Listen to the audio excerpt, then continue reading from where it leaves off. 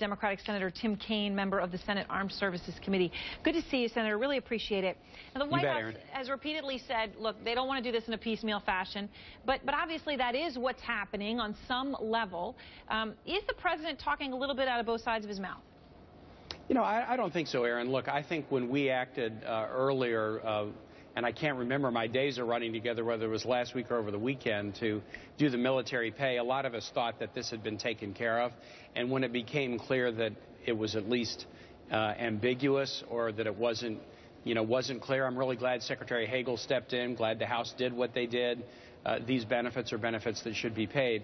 But the bigger picture is this, that I do think the White House is right, that you can't let people shut down the whole government and then selectively decide what they want to reopen.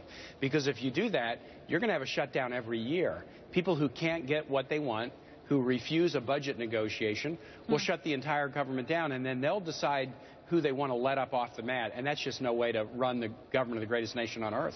And what about this deal that was just reported on tonight? Our Dana Bash was just saying one of the Democratic lawmakers who just met with the president this afternoon left and said they felt the president was more willing to give in terms of a temporary deal. Now, this temporary deal would be on the debt ceiling, unclear if the shutdown's involved, but 6 weeks. I hear this, and I have to say, I don't know, I just get frustrated, right? Because every time, and I'm sure you do too, right? Every time there's a little stall, whether it's 6 weeks or 18 months or whatever, we end up right where we are right now.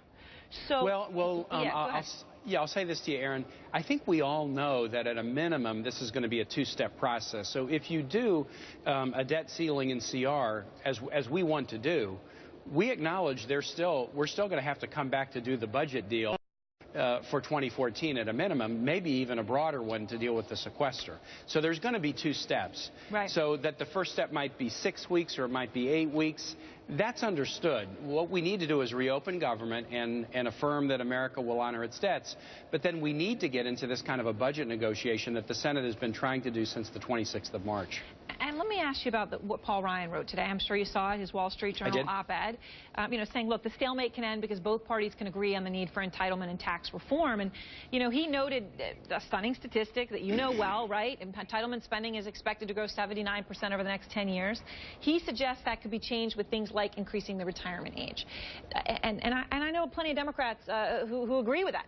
Are you open to making a deal now that would include those kinds of things? So really Erin, dealing with the big problems. Erin, I mean, when I saw that article by Paul Ryan, I just kind of was, you got to be kidding me.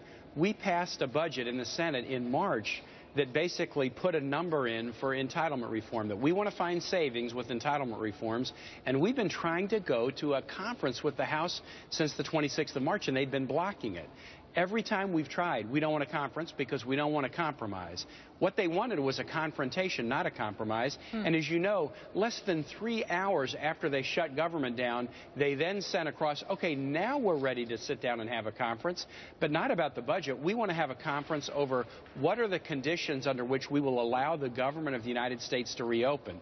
But look, at any point, a compromise and a conference is a good idea. If they finally come to it after 6.5 months, of course we want to sit down and do it.